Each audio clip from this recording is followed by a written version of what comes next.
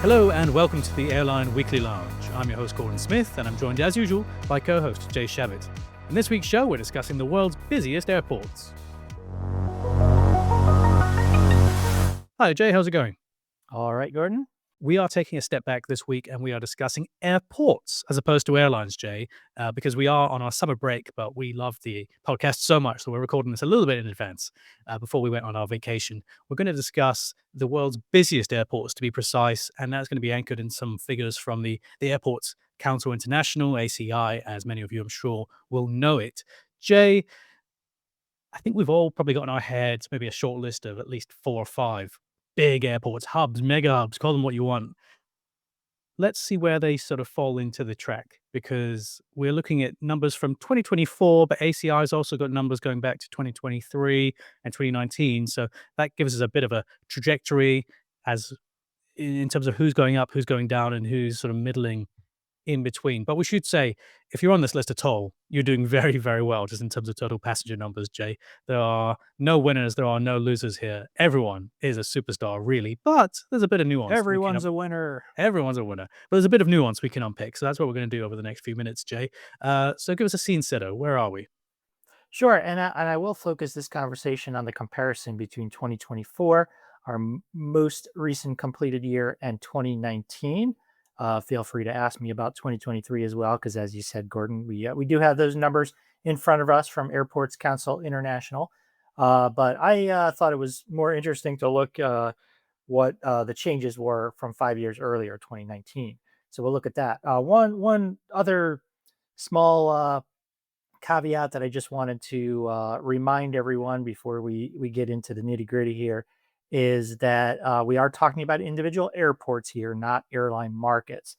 So we're gonna, I'll say it right off. Atlanta, number one. Atlanta is the busiest airport in the world, but just make sure to keep in mind that Atlanta is basically the only airport in the city of Atlanta. So if we were talking about the largest airline markets in the world, we'd top that off with London. London is the largest. But remember, of course, that London is split across 5 or 6 airports. You have Heathrow and Gatwick and Stansted and so on. So just keep that in the back of your head as we are talking. Okay, so I'm ready. Atlanta, number one. No big surprise there, Jay. You've obviously got a Delta mega hub there, but increasingly popular place to transit through, even if you're not on Delta. Right. And one of the fascinating things about Atlanta, which surprised me a little, is that the 2024 total traffic was 108 million passengers. That's all the people who landed there and all the people who took off from there. So that's a huge number, and it's number one by far. I mean, that 108 million figure, no other airport in the world really came even close to meeting 100 million, let alone 108 million. We'll talk about number two in a second, but that number two airport was at 92 million. So quite a big gap between Atlanta and everybody else. So impressive there. But what I was going to say surprised me was that if you compare 2024 versus 2019, the number was actually smaller. So Atlanta was less busy last year than it was 5 years earlier. Why is that? Well, as you mentioned, Delta is the big giant there, and they really haven't grown Atlanta much. A lot of their growth has been focused on other hubs, and they've done that for a variety of strategic reasons that I know we've talked about before. We've written a lot about before, but Atlanta has not been a major growth priority for them. We had a couple other things going on there. Southwest was for a while. Really ever since it purchased AirTran, which was a Atlanta heavy carrier back 15 years ago now. They had a pretty sizable presence in Atlanta. They pulled that back. Even I think that pullback is even reflected in the 2024 numbers. They've done some more here in 2025 as well. So that's a little bit about what's going on in Atlanta, which again is less busy now than it was in 2019. Who's next, Jay? I think we're heading outside the US for this next one. Yep, we're going to get the biggest one. This one happens to be the busiest for international traffic, and it's only international traffic because we're talking here about Dubai. Dubai doesn't have a domestic market. Dubai does have more than one airport, but the other one, the new airport, is mostly still cargo. A few low cost carriers, if I'm not mistaken. Is that right, Gordon? It's Yeah, still some odds and ends, and I don't wanna disrespect the charter people or the, the low cost stuff, but compared to DXB down the road, it is still a relative outlier. Not for a huge amount of time more, because we are gonna have a new mega airport down there, which is on the current site of the DWC, Dubai World Central. Some of you might know it, but that's still at least a decade, I think, off. But some very interesting reporting from a Middle East reporter at Skift, Josh Crowder. He was looking at some of the comments made from the DXB team and how they're going to migrate what is now the world's busiest international airport, as Jay just said, down the road to the other side of Dubai, to DWC, and how that progress and process might happen. Go on skiff.com, check out the archives there. It's a really interesting read. But yeah, for the time being, for as long as this podcast is going to be relevant, Jay, Dubai, number two. right. The all the action's still at Dubai, major Dubai International DXB, and they, as I mentioned before, 92 million. There has been some growth there since 2019, about 7%, up 7% 2019 to 2024. Interestingly enough, if you look at the sort of where the capacity has been allocated, who's grown, who's not grown so much, it's less Emirates driving that growth than it is Fly Dubai. Fly Dubai has grown more. Sometimes you have to be a little careful, and I don't have every bit of detail fresh in my memory here, but Fly Dubai did have some aircraft availability issues with their when the B737 Max was grounded. Obviously, some issues today with late deliveries and whatnot. But do think sometimes that can impact the numbers too. If Fly Dubai didn't have their maxes in 2019, but they have some more now, then that will drive some growth. But I think overall it's just 7%. I think if you went back a decade ago, that growth rate would have looked a lot higher. I mean, Dubai was just, the incredible growth there over the course of a Absolutely. couple of decades, and that is, as we see, has slowed a bit in the post-pandemic period. But still, 7%, not terrible. Very respectable, Jay. Very, very respectable. And I would say, if anyone is already going to the Skift archives, based on my previous comments about Josh's reporting, we had Paul Griffiths, who is the chief executive officer of Dubai Airports, that covers DXB and DWC. He was at some of our previous Skift events. So if you go into the YouTube Skift archives, there's some really, really interesting stuff with Paul Griffiths. I think off the top of my head, he was at the Skift Global Forum East in Dubai last year. I think that was the interview that I can recall, and it was fantastic. He is a great speaker, really engaging. You expect somebody of that seniority to be reasonably eloquent and interesting, everything else, but he is next level. So do yourself a favor, particularly when Jay and I are on our holidays. Go check out the Skift podcast, the Skift video archive on YouTube, and check out the interviews with Paul Griffiths. I second that recommendation. Are we ready for number three? Let's do it. I think we're heading back to the US, aren't we? Heading back to the U.S. and a place that we will be not long from now. We'll get to hang out together, Gordon, in the city of the metro area of Dallas, Fort Worth, Texas. Metroplex. Metroplex, ring, ring, ring. Yep, Dallas Fort Worth DFW Airport, number three, with 87 million passengers. And the remarkable thing here is, while Atlanta, as I mentioned, actually contracted 2% their passenger totals, DFW up 17%. I think there's a number on their website that shows 19%. I think they were referring to, maybe they have a different fiscal year. So don't if you see the number 19%, don't you know uh, don't start screaming out of panic or anything. It's just know that the high teens, the ACI numbers show 87 millions, up 17% from 2019. Remarkable growth. Whereas Delta has not prioritized their super mega Atlanta hub for growth.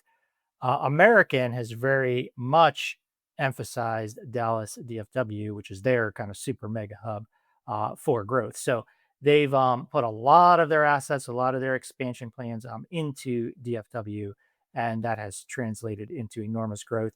We should, of course, also recognize, and this is a big reason why American has opted to grow there. The city itself and the economy, the metro area's economy, has grown enormously over the past 5 6 years. That has fueled a lot of this growth.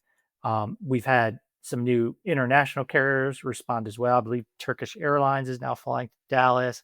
Iberia, I think I saw, was a new one since 2019. So you have Cathay that. Pacific, Cathay Pacific, yeah. And did they Fiji. start?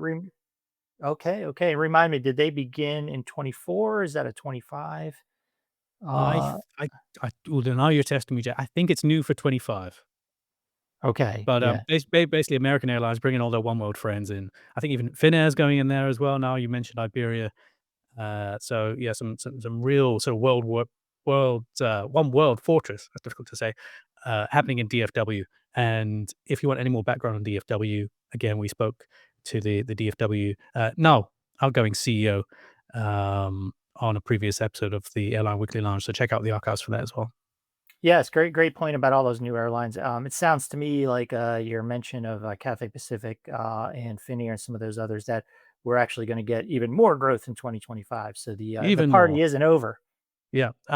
The outgoing CEO of DFW, his name escaped me for a moment there, Sean Donoghue. Fantastic one-on-one conversation with him on a previous episode of the podcast. And of course, now we've got Chris McLaughlin as the new CEO, and fingers crossed he'll be joining us at the Skift Aviation Forum in Fort Worth, Texas on December 3rd. And so should you. Live.skift.com for all the details. Yeah, so that's a little bit about DFW and the enormous growth happening there. Now we're moving back overseas to Tokyo. Tokyo Haneda is the fifth busiest airport in the world. Tokyo, by the way, I believe is the third busiest airline market after London and New York. It may have slipped behind. Not sure if China or one of the Chinese cities is up there, but for airports, Tokyo Haneda number four at 80, just shy of 86 million passengers, and really no growth there. It's not shrinking like Atlanta, but up 0.5% from 2019. What's going on in Tokyo? Well, I mean, they do. There has been a an influx of inbound international tourists to Tokyo. So I think that's delivered some growth. But at the same time, the local Tokyo population, the Japanese population, I should say, hasn't grown much. It's probably I don't know if it's even shrinking yet, but they expect the Japanese demographics the Japanese population is shrinking, is what I'm trying to say, and that's not helping airlines grow there. So not a whole lot of growth going on in Japan's capital. Ready for the next one? Yeah, let's round out the top five, Jay. All right. London Heathrow, LHR, with 80, just shy of 84 million passengers. A little bit less busy than Tokyo. And is that up from 2019? Yes, it is, but only by 4%, which, that's it's a very small number when you think about, we're talking about 5 year period, just 4% growth. However, you do have to remember that 2 or 3 of those years was COVID, when you had enormous amount of contraction. So all these airports were just trying to get back to where they were, and London has indeed done that with 4% growth. Nothing too terribly interesting to report from what I can see. Just looking, for example, through some old schedules from Cirium Dio, looks like British Airways hasn't grown all that much. Virgin Atlantic has added quite a few new seats. Some of the U.S. carriers like American Delta have as well. That's largely the story in London. All right, where are we off to next? We're off to the break, but we will be right back in part two, and we will continue the look through the busiest airports. Before that, a quick reminder: if you do have any questions or comments for us, podcast at skift.com. That's podcast with an S at the end. Please don't forget to follow or subscribe to the podcast wherever you're listening or watching. And if you are enjoying the show, please rate us 5 stars or leave us a positive review so we can continue to spread the word about the Airline Weekly Lounge. Don't go anywhere. We'll be continuing our count up, whatever it might be, in part two. Don't go anywhere.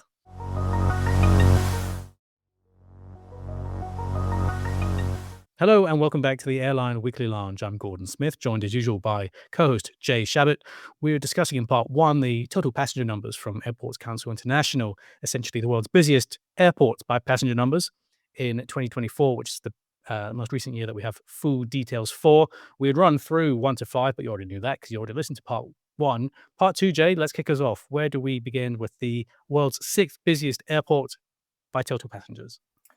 You had me thinking before when you with all this talk about countdowns and count ups. Countdown, count up, yeah. We probably should have went the other way, right? We should have started number 10, keep everybody in suspense. I guess I don't know. Our listeners are so tuned in; they probably already Exactly. know. I didn't want to insult the intelligence of our listenership. I thought they know Atlanta's number one. They'll know Dubai somewhere up there. I actually, for full transparency, I actually think the bottom half is a bit more interesting because there's a bit more movement there. That's yeah. I think that's a good point, and maybe we'll without going too over on time here, we'll at the end we'll just quickly run through some of the ones after the top 10, just so everybody's aware. That's good. Okay, Uh, so will you ask me for number 7, right? Is that where we are? Number Or number six. 6? Number 6. 6 is about, yep. Okay, so can't count down, can't up, can't count at all. Sorry. Denver in the US, very hot market, kind of like Dallas, DFW, very, very rapidly growing economy and population. So Denver is up. Are you ready for this? Up 19% from 2019. You have that's Denver's an interesting place because it's one of the few really hubs in the world where you have three airlines that call it home, not exactly home, but call it a hub. So United is very big in Denver and they've grown it a lot. Southwest, I believe, that it is their busiest airport in their system. Sometimes it, fluctuates, maybe, Las Vegas or Baltimore or whatever one, or Chicago Midway, it goes up and down. But I believe Denver at times is their busiest. They've grown it a ton. And then Frontier has grown it last. They've focused a lot of their growth, and for a while they were throwing a lot of capacity into Las Vegas and Florida, for example. And now they're shrinking. But you have those three airlines: United, Southwest, and Frontier, all big in Denver. Denver has become more international too. I don't know if you can. I'm trying to think. United has added a number of international flights. Sure that there have been foreign carriers that have done so as well. Copa comes to mind. I'm not sure when that was. Was that a 24, 25 ad? I'm not sure. But I'm sure there are others as well. So Denver is, yeah, a lot of growth there. There sure is. Yeah, even from my side of the Atlantic, whenever I take a look at the schedules and Serum Dio and other bits and pieces, or even just the latest and greatest comments from whoever it may be, Frontier, United, and others, Denver always tracking very very strongly. Impressive stuff from the team there in Colorado. Amazing. Jay, Yeah, yeah, it's just amazing number how busy that is. Yeah, just it's hardly the busiest city in, it's hardly the, what is it, fourth busiest metro area in the US, but it is the fourth busiest US airport, which is pretty impressive. I was going to say number seven. Jay probably comes with a caveat. Number 7. Okay. Well, yes, there is a big caveat here, and it is Istanbul. Istanbul did open their new airport in 2019. It's a larger airport than the existing one they had, which was very capacity constrained. So Istanbul's the actual they kept the same airport code, old airport, new airport was IST, and the traffic gain there was 53%. So enormous growth.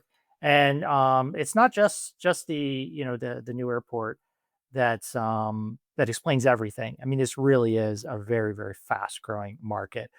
Turkish Airlines continue. They've slowed their growth somewhat in the past year or so, but versus 2019, they are a much bigger airline. They've added a lot of new flights, new seats, new destinations. So Istanbul is legitimately, beyond the airport issues, beyond the new airport construction. It is legitimately a super fast growing um, market, and or certainly was between 2019 and 2024. For sure, Jay. And let's head back to the US for number eight. Okay. So number 8, we've got let's see here. It is Chicago back in the US. Yep. So ORD, O'Hare. Now Chicago does have also Midway Airport, which is a big Southwest operation. Chicago is actually we're at 80 million now, and the decline from 2019 is a shrinking airport, -5%. So got a lot smaller. What is going on there? Most of that is simply American removing some capacity. As I mentioned, they were more focused on their Sunbelt hubs like Dallas, Fort Worth. Charlotte is another one where they've grown quite a bit. They've deprioritized Chicago. Now, interestingly, here in 2025, they are rebuilding some of their Chicago capacity. So we'll see when 2025 is said and done and the numbers come in from ACI, we'll see maybe Chicago is once again showing a little bit of growth. But for now, it's yeah, the 2024 numbers are clearly below what they were 5 years prior. The one final thing I'll say about Chicago is that it is still the um, the third most populous U.S. metro area behind only New York and Los Angeles. Dallas Fort Worth is creeping up. I think before long, Dallas Fort Worth is going to be number three, Chicago will be number four.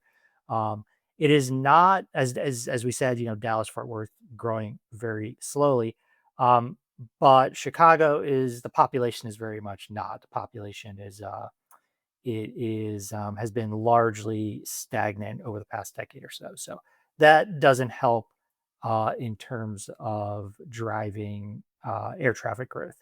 So not Chicago, not a happy growth story there. Okay, bit of a I think mixed bag. Um, yeah, I think we're on number 10, right? We're our last one here in the top 10. almost, we're at number 9, Jay. Oh no, here I go again. Yeah. Now I'm legitimately embarrassed. I was laughing What at no, no, myself thinking, no. in your defense, it was in your defense, it was number 10 last year. Okay, thank you for covering me there. I feel better. Uh, yeah, it is. Here I go. I'm gonna go make the excuse of this very small this very small fonted Excel sheet that I'm looking at. But okay, so we've got two more. Is that right? Is my math right here? Two more. We've got number 9 is Delhi, and Delhi grew 14% from 2019 to 2024, coming in at a little bit less than 78 million passengers. Nothing too elaborate to explain here. Delhi has just been, and India more generally, has been one of the fastest growing aviation markets in the world. And Indigo, in particular, has responded with tons of new flying. And that's made up for, if you think about 2019, the old Jet Airways disappeared in 2019. They went out of business. So and that that legitimately also depressed the 2019 numbers, I should say. But really, the real story here behind the growth is just the economic growth and the all the new capacity from airlines led by Indigo. Okay, number 10. As a quick reminder, if you're coming in very late to the podcast, it's not a radio show. There's no reason why you would be, but let's assume you are. You've skipped to the right, right to the very end. Atlanta, Dubai, DFW, Haneda, Heathrow, Denver, Istanbul, Chicago, O'Hare, Delhi. What's in number 10, Jay? Okay, number 10 is I know we don't have the budget for a drum roll, but Drum we roll, go. okay, Shanghai PVG. I had a code PVG. So Shanghai Pudong Airport. There are two airports in Shanghai. The other one is more domestic oriented, more uh, closer to the kind of the urban core of Shanghai. But over east of the river is Shanghai Pudong, 77 roughly million passengers. And the growth there from 2019, just 1%, even a little bit less than 1%. So you have China, just their international market in particular, and even more so their long haul international market, hasn't really been the same at all since COVID. So that's what's depressing the numbers here at this very internationally oriented airport. I suppose that, if I had to say Shanghai still has a pretty bright growth feature. We'll have to see how things transpire. But For now, to repeat, 77 million, which is up 0.8%, less than 1% from 2019. And we should say, Jay, the ACI numbers, they extend down to 20. So if anyone wants to get their head around the numbers 11 through 20, including some very big names, as you might expect, then they are available on the ACI website. And we should also say this is the total passenger numbers. The numbers are slightly different for the number of total aircraft movements. Isn't that the case? Yeah, that's right. And then I could have mentioned that before when I referred to some of these airports, because that is kind of an interesting story going on in some places, notably in the U.S. Let's take Dallas for example. I mentioned that their traffic is up 17% from 2019, but if you look at the number of flights operating in and out of Dallas, it's only up 3%. And what that tells you is that the airlines are just using larger planes. So and they're filling their you could say they're also maybe operating with higher load factors. But I think the story there is they're getting more people because they're just using larger planes, which totally is consistent with what the airlines are in fact doing strategically. They are upgauging, particularly their domestic flying, their domestic planes to larger gauge shells. Think about the A321neo is a good example of that. So that is you'll see as you kind of suggested that the aircraft movement list can look a lot different than the actual passenger number list. Now, Atlanta's still number one in terms of aircraft movements. They have more than any other in the world. But number two is Chicago. Three is Dallas. Four, the list of the ones with aircraft movements that's dominated by the U.S. Dallas, Denver, Las Vegas, Charlotte, Los Angeles. It isn't until you get to Shanghai, Pudong, which we all know we all are familiar now with my counting issues here, but it does look like number 8 on the movement list. That's the first non-U.S. airport on that list at number 8. So very, very, very different list. Super important additional point there, Jay. Thank you for that. And yeah, a final plug for the ACI numbers if you want to go check those out. And should we, Gordon, I think I may have promised this to our listeners earlier in the conversation. So do you want to quickly run down the list from like 11 to 20 since we have them in front of us for the total passenger list? Go on. Feeling kind. I'm going to give you the honor and privilege. Oh, okay. Well, glass of water. Here we go. Starting with number 11. Number 11, Los Angeles, LAX. Guangzhou in China, number 12. Incheon in Seoul, number 13. Paris, Charles de Gaulle, number 14. Singapore, Changi, number 15. Beijing, the big PEK airport there, the main airport, in at number 16. Schiphol, Amsterdam at 17. Madrid, Barajas at number 18. New York, JFK, creeping in there at number 19. And rounding out the list, Bangkok in Thailand, number 20. Thank you for that, Jay. A quick bit of housekeeping. We are back with the Airline Weekly regular issues on the 1st of September, so keep an eye out on your inbox Monday, 1st of September. But in the meantime, if you're looking for your aviation fix, skift.com will have daily airline news. And for something a little bit more in-depth, analytical, we've got our fantastic colleagues at Skift Research. And as a reminder, you get free access to the Skift Research airline reports included in an Airline Weekly subscription. So go take a look there whilst Jay and I are away for your aviation fix. Thanks to Jay, and thanks as always to our producers, Monica and Will, and wherever you are in the world. Thanks for listening, and we'll catch you next time. Bye for now.